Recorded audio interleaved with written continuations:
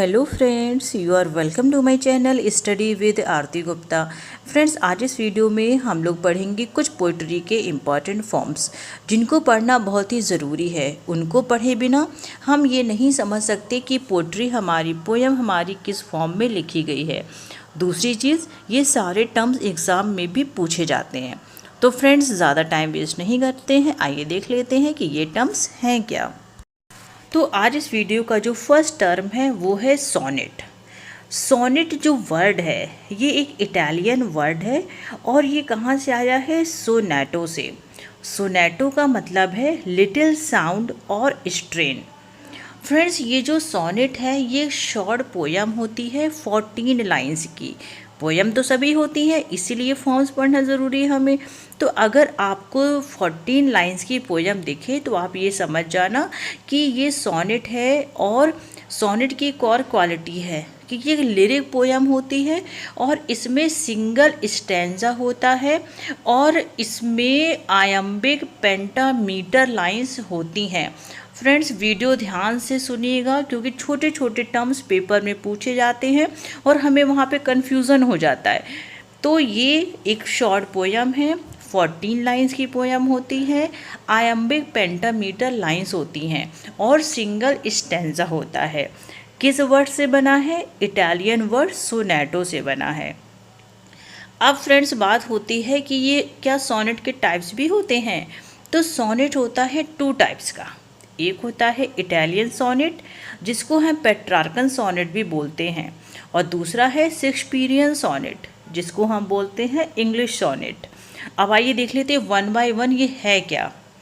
Friends, जो Italian sonnet है जिसको हम पेट्रार्कन सोनेट बोलते हैं, तो एक इटालियन पोइट थे पेट्रार्क, ये उन्हीं के नाम पे पड़ गया है पेट्रार्कन सोनेट। अब पूछा जा सकता है ये भी कि ये जो पेट्रार्क हैं, जो इटालियन पोइट हैं, ये किस सेंचुरी के हैं? तो ये 14th सेंचुरी के बाद के पोइट हैं। ये कहाँ से बिलोंग करते हैं? इटली से। फ्रेंड्स, ये जो इटालियन सोनेट है या जो पेट्रार्कन सोनेट है, इसको 2 पार्ट्स में डिवाइड करते हैं। एक पार्ट इसका ऑक्टेव और सेकेंड पार्ट इसका सेस्टेट। ऑक्टेव का मतलब 8 लाइन्स और सेस्टेट का मतलब 6 लाइन्स। तो 8 + 6 कितना हो गया? 14। तो 2 अलग अलग, एक इस मतलब ये जो पेट्रार्कन सोनेट होगा ये 2 पार्ट्स में होगा।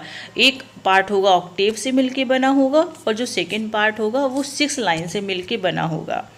इसकी जो राइम स्कीम है उसको भी याद करना बहुत ईजी है। ABBA ABBA, आप ऐसे भी याद कर सकते हो। अब्बा अब्बा, आप देखिए खुद सामने देखिए, आपको पता चल रहा होगा। आप इसको ऐसे भी कर सकते हो, अब्बा अब्बा। अगर आप ABBA भूल जाओ तो ये बेस्ट टर्म है, इसको याद कर सकते हो। ये तो हो गई आपकी ऑक्टेव की राइम स्कीम। अब आता है सेस्टेट। तो सेस्टेट की राइम स्कीम होती है CDE CDE। कभी कभी ये CDC भी हो जाती है कुछ वेरिएंट पे। तो CDE CDE और CDC CDC। अब कैसे आप याद कर सकते हो? कोई पूछे कि पेट्रार्कन सोनेट की राइम स्कीम क्या होती है? बहुत इजी है, अब्बा अब्बा CDE CDE और अब्बा अब्बा CDC CDC। बहुत इजी है, आपको याद हो गया होगा। फ्रेंड्स, इसका बेस्ट एग्जाम्पल की अगर हम बात करें तो जो जॉन मिल्टन का ऑन हिज ब्लाइंडनेस, इनकी जो शॉर्ट पोयम है 14 लाइन्स की, वो पेट्रार्कन सोनेट का ही एग्जाम्पल है।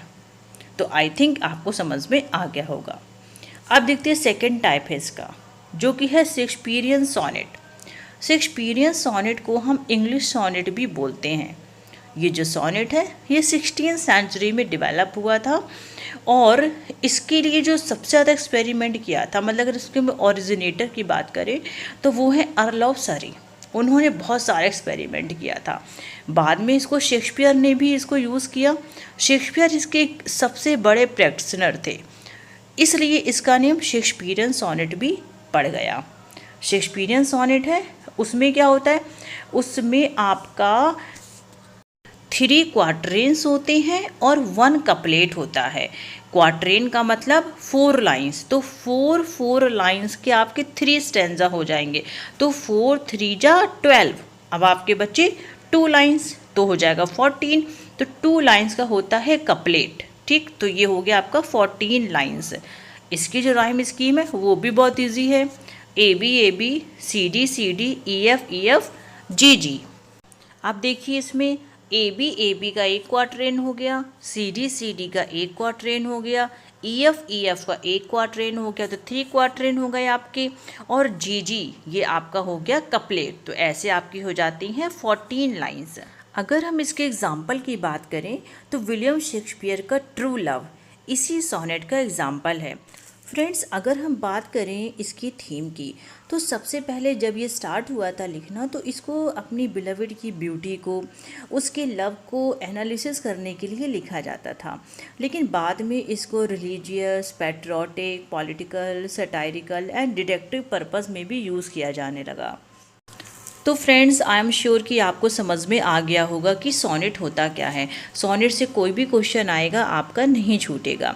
तो फ्रेंड्स, नेक्स्ट वीडियो में हम लोग नेक्स्ट टर्म डिस्कस करेंगे। आज की वीडियो में बस इतना ही। Thank you so much.